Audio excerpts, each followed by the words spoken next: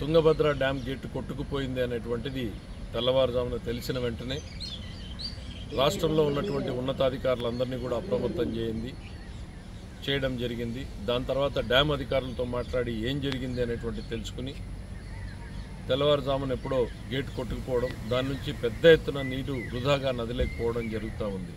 అనంతపురం, కర్నూలు జిల్లాలకి గుండెకాయ లాంటిది ఈ తుంగభద్ర డ్యామ్. దీన్ని నమ్ముకుని లక్షలాది మంది రైతులు మిరప పంటల్ని వేసినటువంటి పరిస్థితులు ఉన్నాయి. ఇవన్నింటినీ దృష్టిలో పెట్టుకుని సాధ్యమైనంత త్వరలోనే దీన్ని రెస్టోర్ చేయడానికి ప్రభుత్వం అన్ని చర్యలు తీసుకోవాలని చెప్పేసి ముఖ్యమంత్రి గారు ఆదేశించారు. ఆ డ్యామ్ అత్యంత పురాతనమైనటువంటి డ్యామ్ కావడంతో ఆ డిజైన్ అక్కడ స్టాప్ లాక్ గేట్ అరేంజ్మెంట్ కూడా అందులో డిజైన్ లేకపోవడం మనకు నష్టం కలిగించేటువంటి అంశం.